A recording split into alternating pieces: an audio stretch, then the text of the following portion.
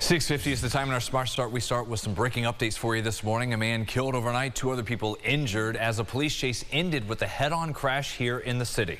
It all started here in Irondequoit, which is where we find Aron Spitzer live from Portland Avenue with the update coming to us this morning from the police chief. Aron.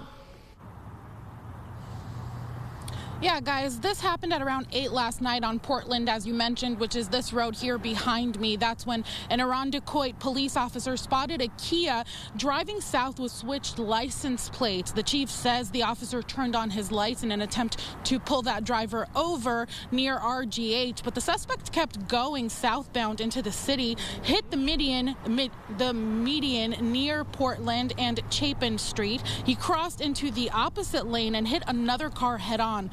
Firefighters rushed to the scene and started first aid as they got all the crash victims out of the wreckage. The suspect police were after, a 62-year-old man, died at the hospital. 2 people in the other car hit, a man and a woman in their 60s, were hospitalized with serious injuries, but the chief says they will survive. Now, no names for the suspect or victim have been released pending family notifications. The IPD chief says the state attorney general's office will now handle this case. For now, reporting, Aron Spitzer, News 8.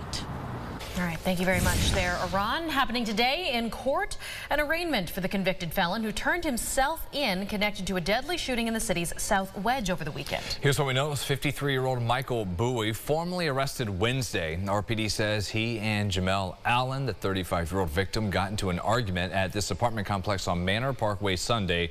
A number of other people were there when this happened. Police say Bowie shot Allen in the back of the head during the fight.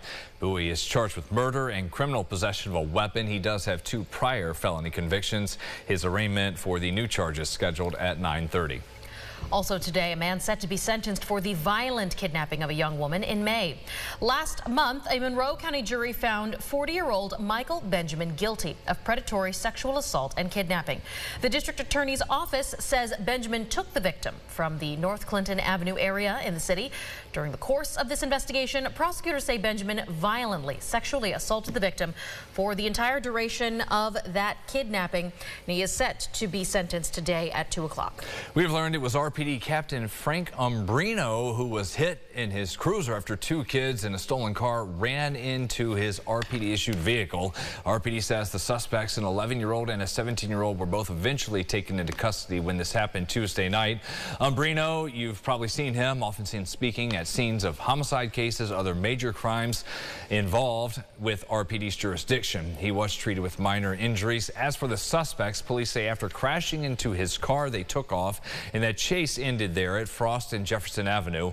Police believe there were 3 people in the suspect vehicle who ran for it. They only caught 2 of them. The 17-year-old will be charged, but because the other boy was just 11, he can't be charged with anything, as this is not a homicide-related offense.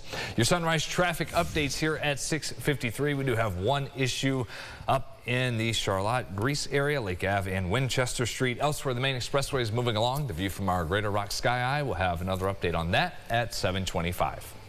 Hours after President Trump's border czar traveled to Albany, warning state leaders get out of the way for ICE agents, Rochester's own immigrant advocates have delivered their own message. Organizers say last night's rally at the Austin Stewart Plaza, they'd meant it to be a more heartwarming event, but then what they call attacks from the local and national government prompted a more urgent and deeper call to action.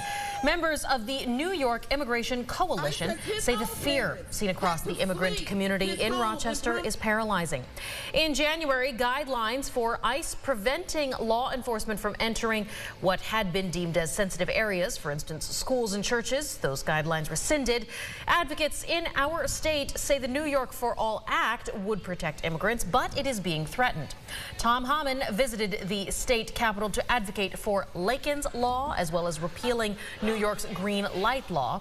Now, the Green Light Law allows undocumented immigrants to get a driver's license. Meanwhile, Lakin's Law that he's pushing for would require law enforcement to collaborate with ICE, but that currently goes against the state's sanctuary policies. Set your alarm now for early tomorrow morning. You don't want to miss this overnight. The moon passing through the Earth's shadow. It will turn a deep red orange in a little over an hour long at its peak, so you got some time.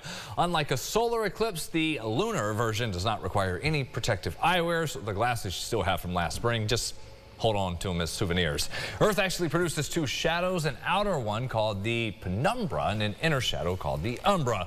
Totality begins 2:26 in the morning tomorrow. It will end around 3:31 for our region, and the skies will be looking good just like that. The clouds out of here. Skies clear this morning. Got some sunrise. Yeah, gorgeous out there. Sodus Bay looks good. We're still in twilight here. We still have about 30 minutes until official sunrise time. So this is just a great view of what we can expect for a lot today. I've got a good amount of clear skies. Sure, some clouds coming in this afternoon, but it shouldn't impact us much. You got the moon there, 3 a.m. Just remember that time. 3 a.m. tomorrow morning. Set those alarms.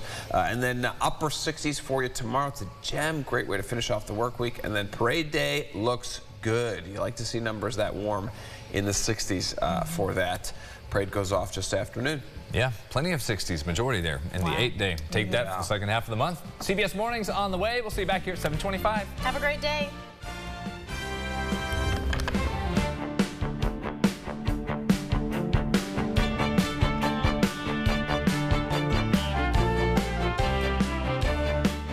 Follow News 8 wherever you are on RochesterFirst.com, Facebook, X, and on our app for news and weather.